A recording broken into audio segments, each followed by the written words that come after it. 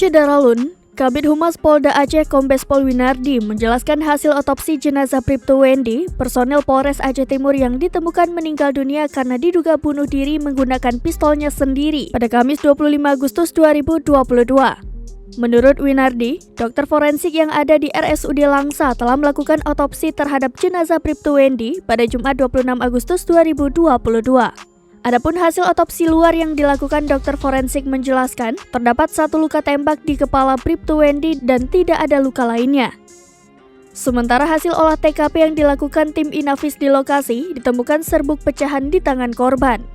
Tim Inafis menemukan sejumlah barang bukti, yaitu 1 pucuk senjata api genggam jenis Taurus plus amunisi 5 butir, 1 dompet, 2 HP, 1 buah proyektil yang ditembakkan, dan 1 kotak amunisi atau peluru cadangan.